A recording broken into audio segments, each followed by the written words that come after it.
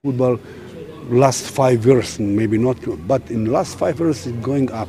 You have Indonesia, you have. Pelatih China kecewa usai FIFA batalkan pengurangan kuota tiket Indonesia vs China. Branko Ivankovic ajukan laporan kembali ke FIFA.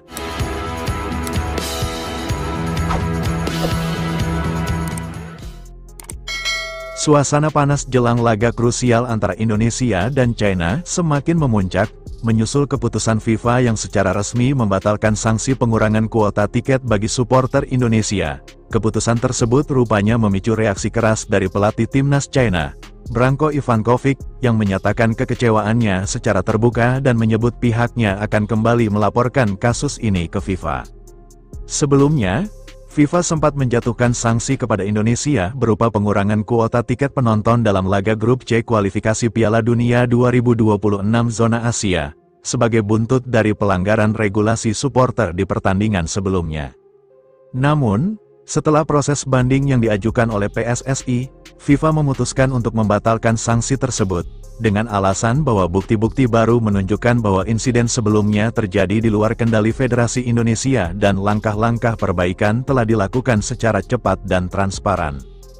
Keputusan ini sontak membuat kubu China merasa dirugikan, terutama mengingat laga yang akan digelar di Stadion Utama Gelora Bung Karno, SUGBK, Jakarta, diprediksi bakal disesaki oleh puluhan ribu pendukung tim tuan rumah yang dikenal fanatik dan bersemangat tinggi.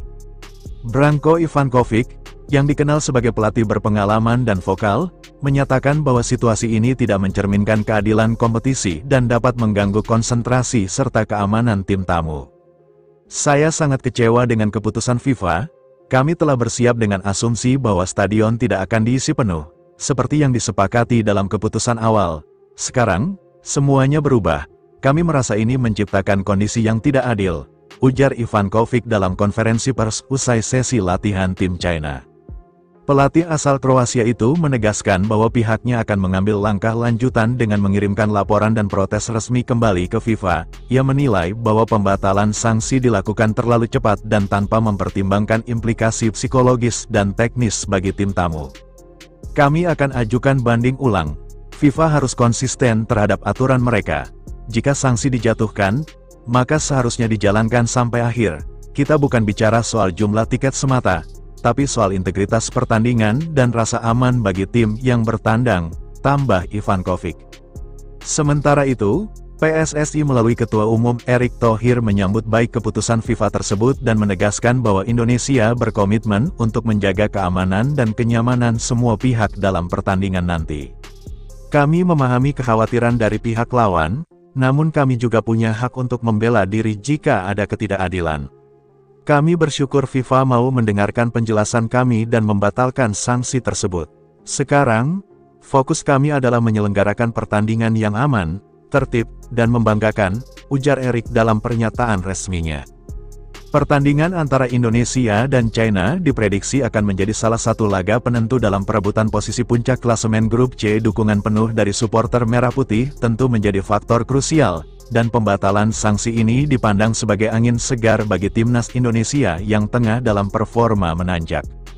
Namun di sisi lain, pernyataan tegas dari Ivankovic memperlihatkan bahwa tensi laga ini tak hanya terjadi di lapangan, tapi juga di level diplomasi sepak bola. Kini, sorotan dunia tertuju ke Jakarta, menantikan bagaimana kedua tim akan bertarung dalam atmosfer yang penuh tekanan, baik dari tribun maupun dari dinamika di luar lapangan.